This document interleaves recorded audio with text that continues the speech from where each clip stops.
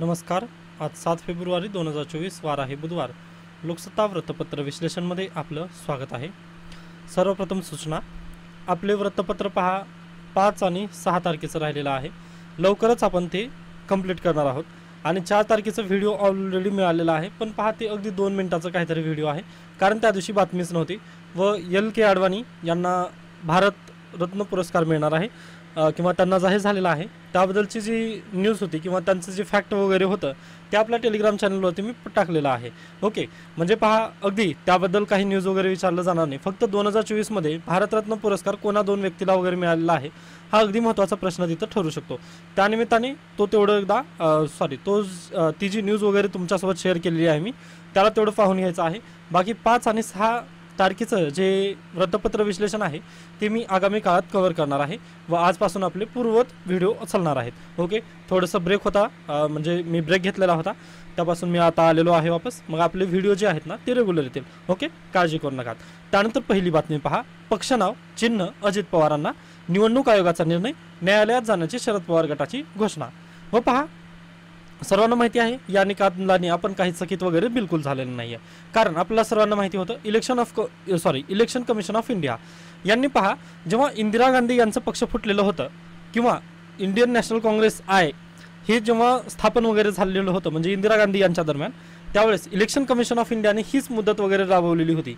म्हणजे जे विद्यार्थी शिवसेना पक्ष कशा पद्धतीने फुटण्यात आलेला होता किंवा सुप्रीम कोर्टामध्ये त्याची ही कशी झाली होती, सुनावणी वगैरे कशी झाली होती, हे व्हिडिओ माझे पाहिलेले असतील किंवा माझ्यासोबत तुम्ही असाल तर तुम्हाला हे सर्व परत एकदा रिव्हिजन वगैरे होणार आहे. पण जे विद्यार्थी नवीन आहेत त्यांच्यासाठी परत एकदा घेण्याचा प्रयत्न करतोय मी. इंदिरा गांधी यांच्या काळामध्ये जेव्हा इंडियन नॅशनल काँग्रेस या पक्षाची विभागणी झाली ना, त्यावेळेस इलेक्शन कमिशन ऑफ इंडिया यांच्यासमोर असाच एक प्रश्न निर्माण झाला की खरी पक्ष कोणाचा किंवा खरी पार्टी कोणाची. मग त्यावेळेस इलेक्शन कमिशन ऑफ इंडियाने निर्णय कशा पद्धतीने घेतलेला होता पहा, विधानसभा म्हणजे पहा आता सर्वांना माहिती आहे विधानसभा प्रत्येक राज्यात आहे का नाही, बिलकुल आहे. म्हणजे पहा केंद्रशासित प्रदेशचा भाग वेगळा, परंतु विधानसभा प्रत्येक राज्यामध्ये आहे. त्यासोबतच लोकसभा, ओके, विधान परिषद प्रत्येक राज्यामध्ये नाही आहे. परंतु तुम्ही यावरून एक प्रश्न नक्कीच सांगू शकता मला, एका प्रश्नाचं उत्तर नक्की देऊ शकता की विधान परिषद असलेले कोणते कोणते राज्य आज सध्याला अवेलेबल आहेत आपल्या भारतामध्ये. ओके, आपल्या देशामध्ये विधान परिषद कोणत्या कोणत्या राज्याला आहे हे मला नक्की सांगा तुम्ही. तर पहा इलेक्शन कमिशन ऑफ इंडियाने निकाल काय दिलेला होता इंदिरा गांधी यांच्या केसमध्ये की विधानसभा आणि लोकसभा या संसदेच्या किंवा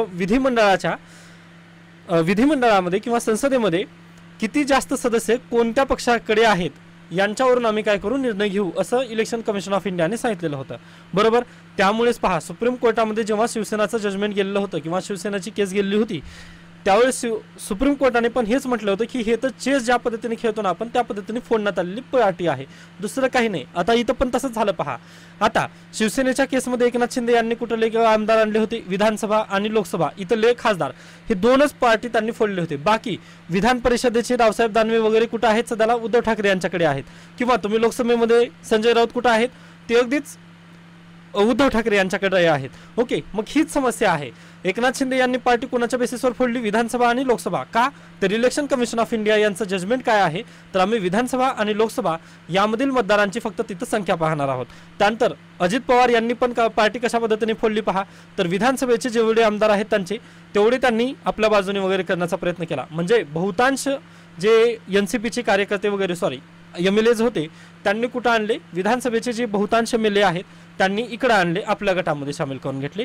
अगदी तसंच लोकसभेमध्ये पण त्यांनी जे खासदार आहेत लोकसभेचे त्यांनी आपलेसे करून घेतले अजित पवार यांनी. मग ह्या दोघांची आकडेवारी जर पाहिली तर इलेक्शन कमिशन ऑफ इंडियाने काय म्हटलं की बाबा हे बरोबर आहे, ही पक्ष वगैरे जे काही आहे ना हे अजित पवार यांनाच जाईल.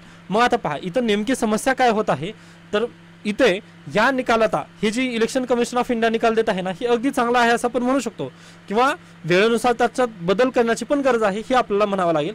त्यासाठी इलेक्शन कमिशन ऑफ इंडियाला जर निकाल हे चेंज करायचा असेल तर बेसिकली एकदा तरी सुप्रीम कोर्टाचं तरी जजमेंट यावं लागेल किंवा इलेक्शन कमिशन ऑफ इंडिया आज घडीला स्वतःच्या निकालामध्ये एकदा फेरफार करणं खूप गरजेचं आहे. अन्यथा पहा जे पूर्वीचे जजमेंट आहेत ना तेच तशाच पद्धतीने लागू होणार आहेत, ही तर गॅरंटी आपण इथं नक्की देऊ शकतो. ओके, आय होप तुम्हाला ही जी बातमी आहे ती अगदी समजलेली असेल. त्यानंतर पहा आज संध्याकाळपर्यंतचा टाइम आहे, म्हणजे आता 4 वाजलेलेच आहेत, तर आता टाइम संपलेला आहे शरद पवार यांना पक्षाचं दुसरं नाव आणि त्यांचं जे चिन्ह आहे ते सुचवण्याचं. कारण पहा, या फेब्रुवारी महिन्याच्या 27 तारखेला काय आहे, आपल्याकडे राज्यसभेचं इलेक्शन आहे. राज्यसभेच्या इलेक्शनमध्ये अगदीच जर शरद पवार यांच्या गटाला जर थांबायचं असेल किंवा म्हणजे त्यांचा उमेदवार वगैरे त्यांना इलेक्शन जर करायचं असेल, मतदान जर द्यायचं असेल त्यांना, तर अगदीच तिथं त्यांचं दुसरं नाव वगैरे त्यांना द्यावं लागेल, अन्यथा ते काय अपक्ष म्हणून ओळखले जातील. ओके, असं इलेक्शन कमिशन ऑफ इंडियाचा काल निकाल आलेला आहे. आय होप यामध्ये तुम्हाला काही समस्या वगैरे नसेल. त्यानंतर पुढे पहा, दिल्ली पश्चिम बंगालमध्ये ईडीचे छापासत्र, पंतप्रधानांच्या इशाऱ्यानंतर कारवाई, विरोधकांचा आरोप. व आता इथे पहा, दिल्लीमध्ये कशामुळे होत आहे ते सर्वांना माहिती आहे, त्याबद्दल नाही, परंतु पश्चिम बंगालमध्ये ही न्यूज मी का घेतलेली आहे, तर MG नरेगा स्कीममध्ये घोटाळा झालेला अशी बातमी आलेली आहे. आता MG नरेगा स्कीम गेल्या वर्षीपासून ही चर्चेत आहे, त्यामुळे पहा बॅकवर्ड लिंकेजेस खूप मोठा आहे. MG नरेगा स्कीम जी आहे ती UPSC वाल्यांनी प्लीज एकदा करून चला. आता 100 दिवस तुमच्या जवळपास परीक्षेला राहिलेले आहेत. डन. त्यानंतर पुढे तलाठी भरती गैरप्रकारांबाबत राज्य शासनाला नोटीस, उच्च न्यायालयात याचिका दाखल करण्यात आलेली आहे. ओके, त्यानंतर पुढे चला, केंद्र प्रमुखांवरच शाळा तपासण्याची जबाबदारी, असरदार तपासणीबाबत प्रश्नचिन्ह. सर्वांना माहिती आहे, अगदीच जानेवारीच्या पहिल्याच आठवड्यामध्ये काय आपल्याकडे असरचा अहवाल वगैरे आलेला होता. मग असरचा अहवाल ज्या वेळेस आला ना, त्यावेळेस अगदी शाळेची जी कामगिरी आहे त्याबद्दल आपल्याला खूप ताशेरे वगैरे असरच्या रिपोर्टने ओढली. मग ती असरची जी रिपोर्ट आहे त्याला आता केंद्र सरकार किंवा जे राज्य सरकार आहे आपलं, त्यामध्ये खूप राज्य सरकारची नामुष्की झाल्यामुळे राज्य सरकार काय म्हणत आहे की बाबा आम्ही असरचा जी रिपोर्ट आहे ती आम्ही अहवाल मान्य करत नाहीये. ओके, मग त्यामुळे असरचा अहवाल आम्ही मान्य करत नाही, तर त्यासाठी आम्ही केंद्र प्रमुखांवर काय शाळा तपासण्याची आता नवीन जबाबदारी देत आहोत, असं राज्य शासनाचा इथं निर्णय आहे. त्यामुळे आता केंद्र प्रमुखच काय करणार आहेत, शाळेचा अहवाल वगैरे देतील. मग आता आपल्याला सांगता येतं की कशा पद्धतीने आता हा अहवाल वगैरे जाईल पुढे. जिल्हा परिषद शाळेमध्ये केंद्र प्रमुखांमार्फत वगैरे तपासणी होईल, मान्य करूयात, पण खऱ्याच अर्थाने तिथे अगदी ट्रान्सपरंट वगैरे रिपोर्ट येईल का, हा खूप मोठा प्रश्नचिन्ह आहे.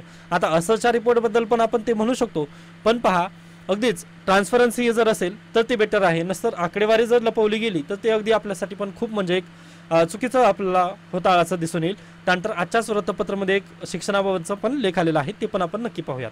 त्यानंतर पुढे चला, अंगणवाडी सेविकांना लवकरच रायटिंग पॅड, लेक लाडकी योजनेच्या प्रसारासाठी पाऊल. आता पहा, लेक लाडकी योजनेच्या प्रसारासाठी राज्याच्या बाल व महिला विकास विभागाच्या वतीने 1 लाख अंगणवाडी सेविकांना लेखन पुस्तकांचे म्हणजेच रायटिंग पॅड वाटप केले जाणार आहे. राज्यसेवेला कंबाईनला प्रश्न डायरेक्टली येऊ शकतो, रायटिंग पॅड हे कशाच्या संदर्भात आहे किंवा कोणत्या स्कीम अंतर्गत वगैरे अंगणवाडी सेविकांना देण्यात येणार आहे. तर कोणती स्कीम आहे पहा, लेक लाडकी योजना, जी की कधी झालेली आहे, लॉन्च गेल्या वर्षी झालेली आहे. मग पहा, मुलांचे शिक्षण हेच राष्ट्र प्रगतीचे लक्षण असा संदेश या रायटिंग पॅडवर दिलेला आहे.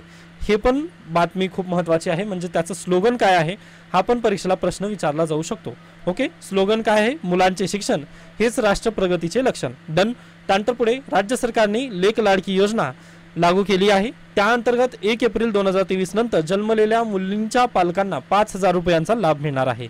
त्यानंतर 6 टप्प्यात त्यांना 1,01,000 रुपयेपर्यंत 1,01,000 रुपये सरकारतर्फे दिले जाणार आहेत. ओके, तर ही अशी आहे लेक लाडकी योजना, 6 टप्प्यांमध्ये त्यांना लाख रुपये देण्यात येणार आहेत.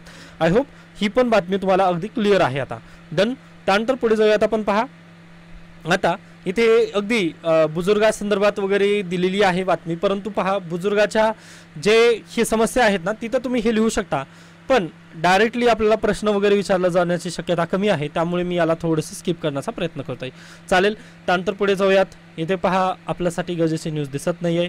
त्यानंतर परीक्षेतील गैरव्यवहार किंवा गैरप्रकार रोखणारे विधेयक लोकसभेत मंजूर करण्यात आलेले आहे.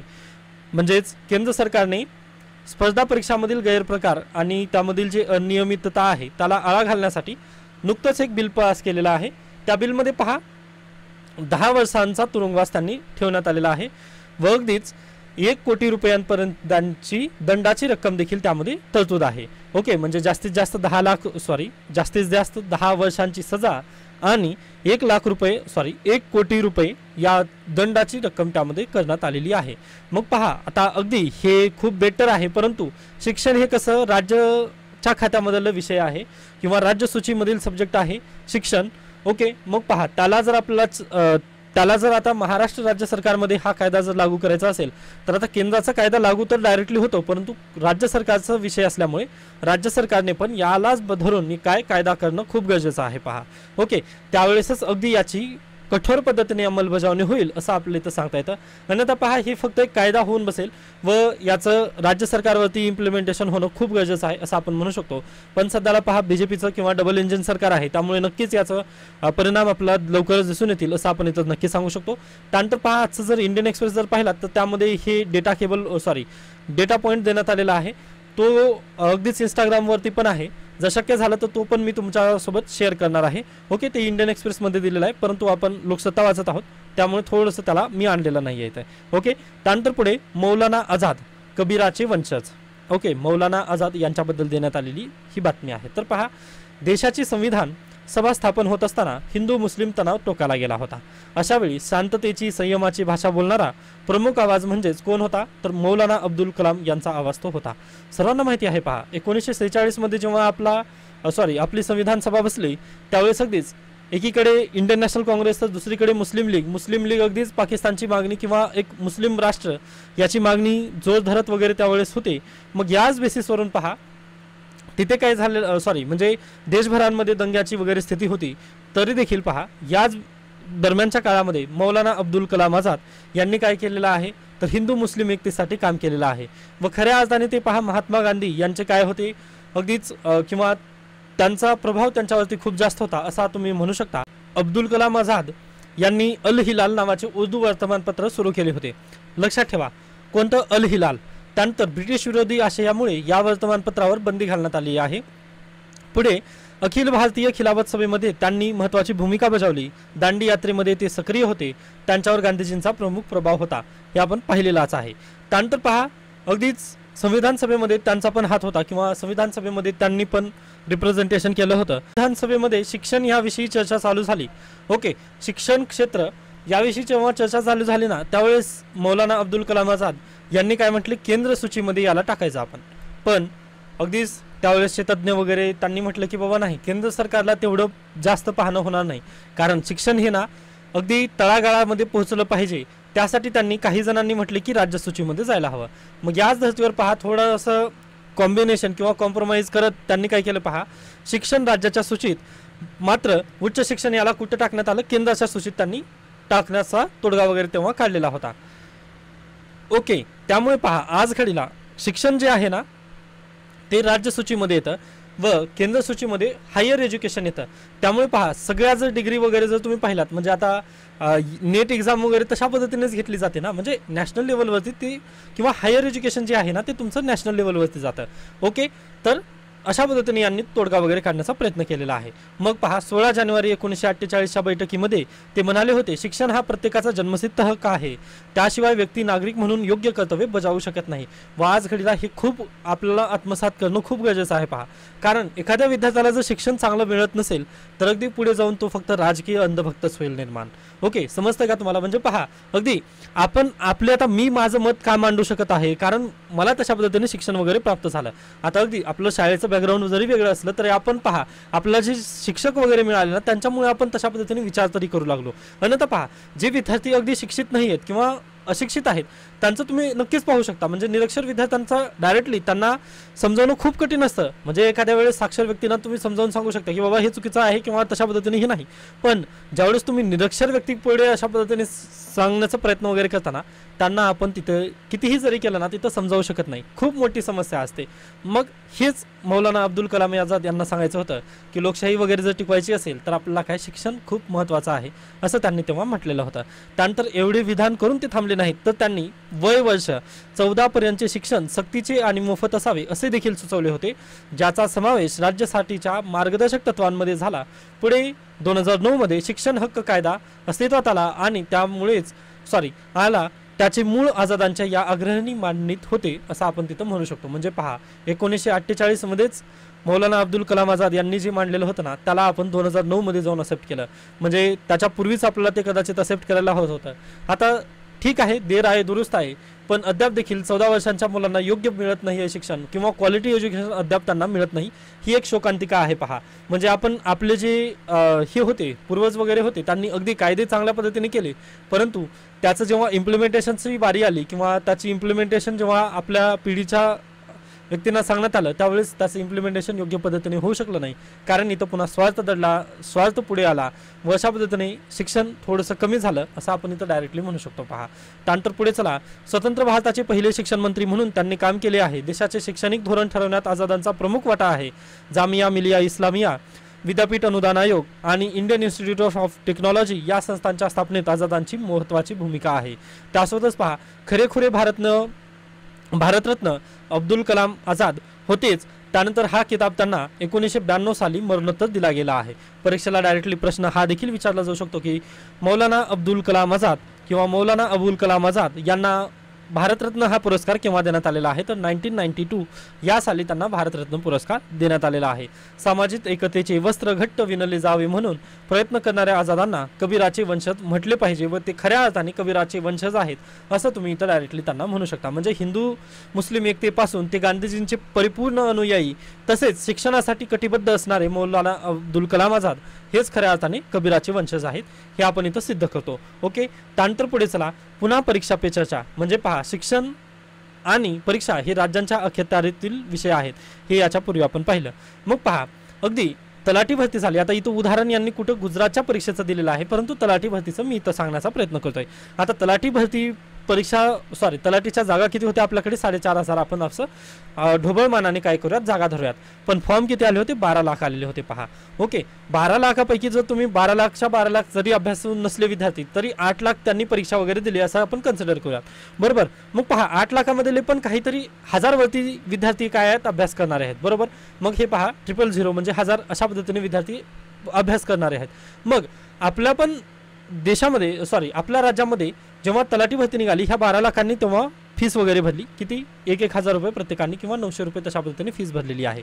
मग पहा, एवढा मोठा गैरव्यवहार इथं होऊ शकतो. ओके, म्हणजे पहा, तेवढी मोठी फीस कलेक्ट केली गेली कशासाठी? तर ट्रान्सपरन्सी याच्या नावाने. ओके, ट्रान्सपरन्सी आपल्याला भेटली असं किंवा भेटली नाही असं आपण तिथं हे म्हणू शकत नाही डायरेक्टली पहा. पण अगदी जर जेव्हा पाहतो ना आपण, आता जर पर्सनली जर ओपिनियन जर म्हटला तर तिथं ट्रान्सपरन्सी तर बिलकुल राहिली नाही, कारण आपल्याला परत तेच हायकोर्टामध्ये वगैरे जावं लागतंय, हे चुकीचं आहे. किंवा जे गुणवत्ता यादीमध्ये आज आलेले आहेत किंवा त्यांची निवड यादी लागलेली आहे त्यांना पण कुठेतरी धाडधड होत असेल की बाबा हे परत एकदा काय होत आहे, किंवा जेव्हा म्हणजे आता झालेलं आहे सर्व तरी पण परत का निघत आहे, मग हे अन्याय नाही आहे का? तर बिलकुल अन्याय आहे. पहा, एवढे पैसे कलेक्ट करून पण म्हणजे इथं खूप मोठा आर्थिक घोटाळा आहे. जर तुम्ही पाहिलात ना तर हे खूप मोठा आर्थिक घोटाळा आहे, पण तरी आपण याला बगल देत आहोत का? कारण आपल्याकडे कायदा नाही आहे, ही मोठी समस्या आहे. त्यामुळे पहा, हे एक ठीक आहे, 12 लाख बरं आर्थिक गुन्हे ठीक आहे, म्हणजे आर्थिक गैरव्यवहार आपण मान्य केला, जाऊ द्यात. पण इथे जे हुशार विद्यार्थी आहेत त्यांच्यावर अन्याय होत आहे, मग हे ह्याचं किती चुकीचं आहे पहा. ओके, जे काही हजाराचं सुद्धा विद्यार्थी पण त्यांच्यावर जर अन्याय होत असेल तर हे आपल्याकडे खूपच दुर्दैव आहे असं आपण इथं डायरेक्टली सांगू शकतो. त्यामुळे पहा, निराशा वगैरे विद्यार्थ्यांना लागू शकते. यासाठी किंवा अगदी तुम्ही म्हणता ना, तरुण हे देशाचं भवितव्य आहे किंवा भविष्य आहे, मग तरुणांना जर तुम्ही अशा पद्धतीने जर वागणूक देत असाल तर हे अगदी चुकीचं होतं. मग यासाठी हे कायदा करणं खूप गरजेचं आहे. त्यामुळे सर्वांना माहिती आहे पहा, तरुण हे आपलं पुढचं भविष्य आहे. यासाठीच पंतप्रधान नरेंद्र मोदी काय करतात, परीक्षा पे चर्चा करतात. अगदी 29 जानेवारीला पण त्यांनी केलेली आहे. पण जे पुन्हा शाळेतून बाहेर पडलेले जे विद्यार्थी आहेत किंवा जे तरुण आहेत त्यांचं काय? मग त्यांच्या भवितव्याचं कोण बोलायचं? सरकार फक्त 10वी आणि 12वीच्याच विद्यार्थ्यांपर्यंत मर्यादित असावं का? तर बिलकुल नाही. पुन्हा जे बाहेर पडलेले आहेत त्यांना नोकरीचा विषय वगैरे ते कुठं जायचं? मग ही आपल्याकडे बेसिकली जास्त समस्या आहे. आता पहा, काही म्हणतील की मग आपण काय करायला पाहिजे, प्रायव्हेट सेक्टरकडे वगैरे शिफ्ट व्हायला पाहिजे. ठीक आहे, आपण हो, पण सर्वांना माहिती आहे का, TCS घ्या, अमेझॉन घ्या, गुगल घ्या किंवा जे IT सेक्टरच्या ज्या कंपन्या आहेत आता सध्याला त्या डबघाईला आलेल्या आहेत, किंवा त्यांनी पण TCSने पण आता काय कर्मचारी कमी करण्याचा वगैरे प्रयत्न केला आला आहे. यासोबतच पेटीएम तर आता डबघाईला पूर्णच गेलेली आहे. ओके, मग अशा बड्या कंपन्या जर जात असतील तर मग आपण काय करायचं? किंवा म्हणजे तशा पद्धतीने प्रायव्हेट सेक्टरला तर इथं कुठं देशामध्ये वाव आहे का? हा इथं बेसिकली प्रश्नचिन्ह निर्माण होतो. त्यामुळे परीक्षा पे चर्चा तर व्हायलाच हवी, पण तरुणांच्या भवितव्याबद्दल पण चर्चा व्हायला हवी, हे इथं शाश्वत सत्य आहे. मग हे सरकारने वगैरे ओळखणं खूप गरजेचं आहे असंच इथं लेखक म्हणतात. ओके, आय होप हा पण लेख तुम्हाला अगदी योग्यरित्या समजलेला असेल. त्यानंतर पुढचा लेख आहे पहा, अगदी महत्त्वाचा लेख आहे, व्हेरी IMP. ओके, VIMP अशा पद्धतीने मी करून ठेवतो इथं. ओके, तर प्लीज लक्ष द्या. आता तुम्ही पाहिला असाल का, किंवा म्हणजे तुम्हाला प्रश्न वगैरे पडलेलाच असेल की सुप्रीम कोर्टाच्या जजेसची नियुक्ती वगैरे कशा पद्धतीने होते, किंवा त्यांचं नाव वगैरे कसं रेकमेंड होतं. ओके, किंवा हायकोर्टाचे जे जजेस असतात त्यांची बदली कशा पद्धतीने होते. आता सर्वांना माहिती असेल, लास्ट इयर आपल्याकडे काय जस्टिस गंगापूरवाला होते. ओके, बॉम्बे हायकोर्टामध्ये म्हणजे औरंगाबाद बेंचमध्ये ते काय जस्टिस म्हणून कार्यरत होते. ओके, मग दीपंकर दत्ता म्हणजे आपल्याकडे बॉम्बे हायकोर्टाचे जे चीफ जस्टिस होते दीपंकर दत्ता, त्यांची बदली कुठं करण्यात आली, सुप्रीम कोर्टामध्ये केली. सुप्रीम कोर्टामध्ये त्यांची बदली झाल्यानंतर बॉम्बे हायकोर्ट काय झालं, इथं रिक्त झाली त्यांची सीट, व त्यांची सीट कोणी घेतली, गंगापूरवाला यांनी घेतली. मग गंगापूरवाला यांची बदली कुठं करण्यात आलेली आहे, तमिळनाडू हायकोर्टामध्ये करण्यात आली. म्हणजे पहा, ह्यांच्या ज्या बदल्या वगैरे आहेत, मग ह्या बदल्या कोण करायचं याबद्दल तुम्ही थोडंसं नक्कीच म्हणजे तुम्हाला पण प्रश्न नक्कीच पडलेला असेल, असं पण कन्सिडर करूयात. त्यानंतर आर्टिकल 50 तुम्ही वाचलेला असेल. आर्टिकल 50 आपल्याला काय सांगतं, तर अगदीच जे ज्युडिशरी आहे आणि जे एक्झिक्युटिव्ह बॉडी आहे ह्या काय करायला पाहिजे, अलग अलग असायला हव्यात, असं आपलं काय आर्टिकल 50 इथं सांगतं. ओके, एकीकडे ज्युडिशरी व एकीकडे एक्झिक्युटिव्ह यांचा रस्ता अलगच असावा असं यांनी म्हटलं. म्हणजे पहा, रेल्वे आणि जी आपली कोणती रेल्वे आणि आपलं हे काय व्हेकलचा रस्ता जो असतो म्हणजे रोड ट्रान्सपोर्टेशन, यांचा रस्ता अलग अलग असणं खूप गरजेचं आहे असं म्हणता येतं. ओके, आता पट्टीवरून आपण पण जातो, पण पहा रेल्वे येताना आपण तिथून डायरेक्टली गाडी वगैरे जात नाही आपली, बरोबर ना. मग ती तशा पद्धतीने ज्युडिशरी आणि एक्झिक्युटिव्ह ह्या अलग अलग असाव्यात असं देण्यात आलेलं आहे आपल्या भारतीय संविधानामध्ये.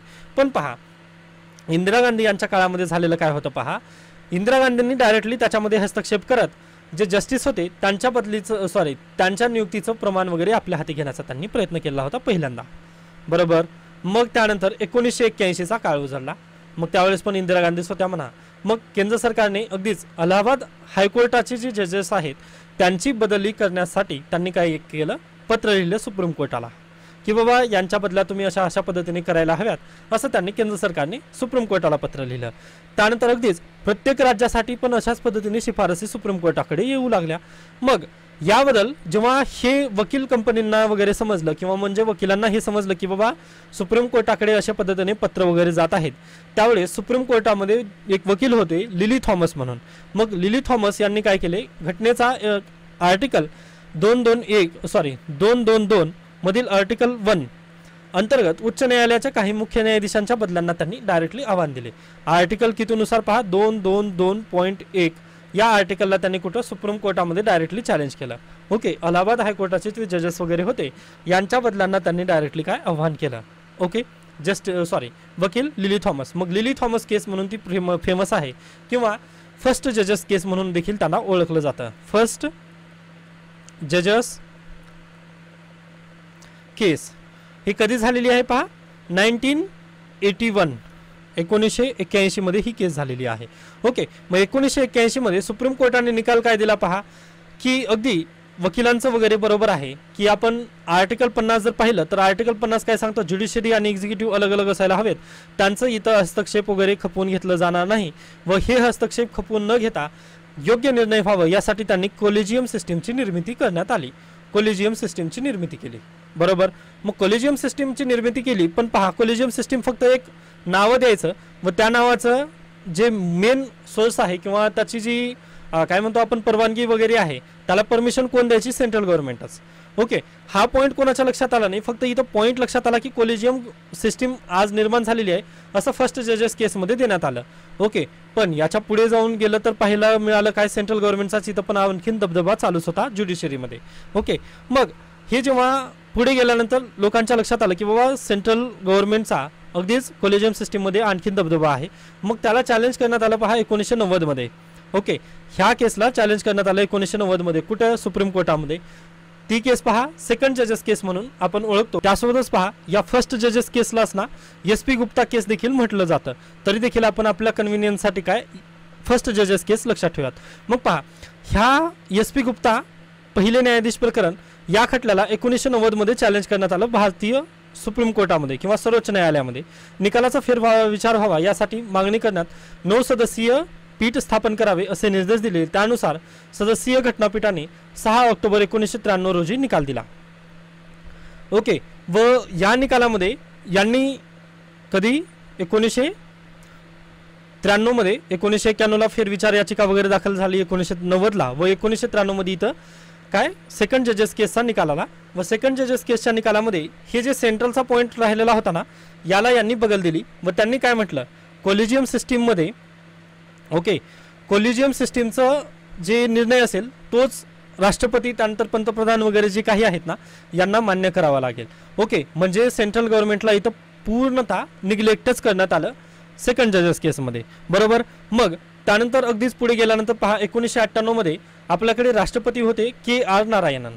ओके KR नारायणन 1998 मध्ये त्यांनी आर्टिकल 143 आर्टिकल 143 काय म्हणतं तर सुप्रीम कोर्टाकडून राष्ट्रपतींना वगैरे काय सल्ला मागता येतो. मग त्यांनी म्हटलं की बाबा नियुक्त्या करायची तरी कसं नेमकं हे मला एकदा तुम्ही सांगा प्लीज असं त्यांनी म्हटलं कोणाला सुप्रीम कोर्टाला KR नारायणन यांनी सुप्रीम कोर्टाकडे मागणी वगैरे केली तशा पद्धतीने. नेक्स्ट होती पहा 1993ची सेकंड जजेस केस व सेकंड जजेस केसमध्ये सुप्रीम कोर्टाने निकाल काय दिलेला होता की बाबा जस्टिस किंवा जे कोलिजियम सिस्टीम असेल यामधील जे न्यायाधीश असतील त्यांचंच तुम्हाला ऐकायचं आहे बाकी सेंट्रल गव्हर्नमेंटचं इथं काहीही असणार नाही.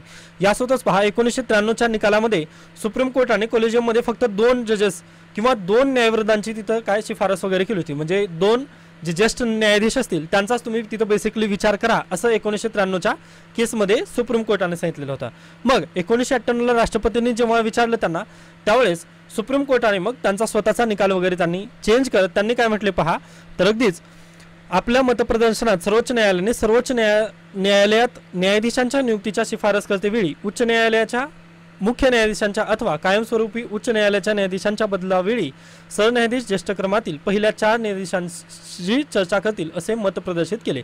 म्हणजे इथं काय होतं सेकंड जजेसमध्ये फक्त 2 होते तर आता इथे 1998च्या थर्ड जजेस केस यालाच आपण काय म्हणतो थर्ड जजेस केस या केसमध्ये सुप्रीम कोर्टाने काय म्हटलं पहा की इथं आम्ही 2 नाही आता तर 4 जणांचं काय बसेल कोलेजियम बसेल व या 4 जणांचं कोलेजियम बसून आम्ही काय करू 2-4 व्यक्तींची नावं पाठवू कोणाला सेंट्रल गव्हर्नमेंटला मग तिथून काय करा तुम्ही आम्हाला एखादी जजेस वगैरे नियुक्ती करून द्या असं त्यांनी सुप्रीम कोर्टाने तिथं डायरेक्टली सांगितलं. म्हणजे यामुळे काय होईल म्युच्युअल कन्सेंट आपल्या दोघांमध्ये पण राहील असं सुप्रीम कोर्ट इथं सांगण्याचा प्रयत्न केला व ही मागणी पुन्हा पहा 1998ला मान्य झाली व थर्ड जजेस केस इथं अशा पद्धतीने संपते. पण पहा आपल्याकडे 1998 नंतर अगदीच पुढे 2014 मध्ये सत्ता बदल झालं किंवा अगदीच पंतप्रधान नरेंद्र मोदी यांनी यांचं सरकार आलं. मग त्यांनी काय केले पहा ऑगस्ट 2014 मध्ये NJAC बिल आणलं. NJAC म्हणजेच काय पहा नॅशनल ज्युडिशियल अपॉइंटमेंट कमिशन अशा पद्धतीने त्यांनी एक बिल वगैरे आणलं आणि एक घटनादुरुस्ती केली 99वी घटनादुरुस्ती केली. 99वी घटनादुरुस्ती करून त्यांनी काय केलं पहा NJAC आणलं. NJAC काय करणार होतं हे जे 4 जणांचं कोलिजियम सिस्टीम बसलेलं होतं सुप्रीम कोर्टाने 1998 मध्ये जे कोलिजियम सिस्टीम सांगितलेलं होतं की आम्ही 4 जण बसू आणि जजेसची नावं वगैरे सुचवणार आहोत हे जे होतं याला याला नरेंद्र मोदी यांनी काय केलं 99वी घटनादुरुस्ती केली आणि लगेच त्याचं नाव हे जे कोलिजियम सिस्टीम होतं याला डिलीट केलं आणि इथं NJAC कमिशन आणलं. मग पहा NJAC कमिशनमध्ये अगदी सेंट्रल गव्हर्नमेंटचे सर्व अधिकारी वगैरे तिथं होते सेंट्रल गव्हर्नमेंटचं तिथं दबदबा होतं असं तुम्ही म्हणू शकता. मग हे जेव्हा सुप्रीम कोर्टाला समजलं मग सुप्रीम कोर्टामध्ये लगेच चॅलेंज करण्यात आलं. अगदीच जे वकील संघटना आहेत त्यांनी काय केलं NJACला सुप्रीम कोर्टात चॅलेंज केलं 2015 मध्ये. ओके म्हणजे 2014 मध्येच ते चॅलेंज झालं पण 2015 मध्ये याचं काय आलेलं आहे जजमेंट आलेलं आहे. ओके मग ह्याचं जजमेंट काय सांगतं पहा हे जे नरेंद्र मोदी यांनी NJAC ॲक्ट केलेला आहे किंवा नॅशनल ज्युडिशियल अपॉइंटमेंट कमिशन बसवली आहे हे आर्टिकल 50ला विरोधाभासी आहे. कशा पद्धतीने पहा इथं सेंट्रल गव्हर्नमेंटचा परिपूर्ण दबदबा आहे व आर्टिकल 50 काय म्हणतं ज्युडिशरी आणि एकीकडे एक्झिक्युटिव्ह या दोघांमध्ये समानता नसावी म्हणजे ते अलग अलग रस्त्यावरती जायला हवे असं सांगितलं. व 99वी इथं जी घटनादुरुस्ती नरेंद्र मोदी यांच्यातर्फे करण्यात आलेली होती याला त्यांनी काय केलं डिस्क्वालिफाय केलं किंवा नल अँड व्हॉइड इथं डिक्लेअर केलं.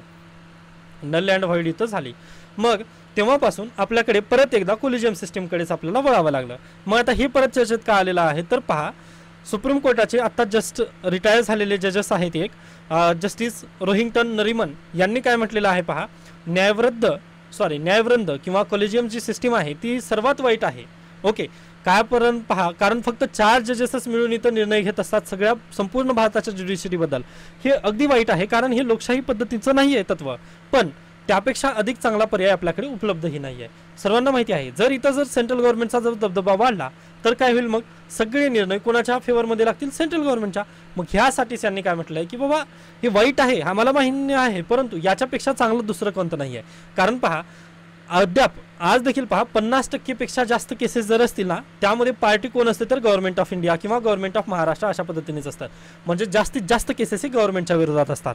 मग गव्हर्नमेंटच्या विरोधात जर केस असतील व तिथे जर तुम्ही पार्टी जर म्हणून तिथे जस्टिस म्हणून जर गव्हर्नमेंटचा जर तुम्ही माणूस जर बसवत असाल तर ते अगदी चुकीचं आहे. त्यामुळे सर्वांनी आर्टिकल 13 जेव्हा पाहतात, त्या आर्टिकल 13 मध्ये राज्याची डेफिनेशनमध्ये कोण नाही आहे तर आपलं सुप्रीम कोर्ट आणि हायकोर्ट तिथं येत नाहीत. का तर जास्तीत जास्त केसेसमध्ये गव्हर्नमेंटच तिथं पार्टी असते किंवा गव्हर्नमेंटच्या विरोधात केस असते, व गव्हर्नमेंटच्या विरोधात जर केस असेल तर प्रिन्सिपल ऑफ नॅशनल जस्टिस तिथं होऊ शकत नाही. यासाठीच पहा, जे भारतीय संविधानामध्ये जे डेफिनेशन आहे राज्य म्हणजे कोण, तर राज्य म्हणजे सुप्रीम कोर्ट आणि हायकोर्ट तिथं त्या व्याख्येमध्ये वगैरे येत नाहीत. हे सर्वांना पहिल्यांदा मान्य केलं पाहिजे. मग त्यावेळेस ही कोलेजियम सिस्टीमला आपण नाव वगैरे ठेवू शकतो किंवा त्याच्यातील दोष वगैरे आपल्याला लक्षात येतील. ओके, आय होप हा पॉईंट तुम्हाला अगदी योग्य पद्धतीने क्लिअर झालेला असेल. त्यानंतर पहा, पुढे बातम्या संपूर्ण राजकीय आहे, त्यामुळे आपण स्किप केलं तरी चालेल. व अशा पद्धतीने आपण आता इथे थांबूयात व लवकरच जे आपले उर्वरित जे राहिलेले आहेत 5 आणि 6 तारखेचे जे व्हिडिओ आहेत ते लवकरच तुम्हाला मी घेऊन येणार आहे. ओके, तर अशा पद्धतीने आपण इथे थांबूयात. याबद्दल काही शंका, काही सजेशन असतील तर नक्की मला सांगू शकता. धन्यवाद.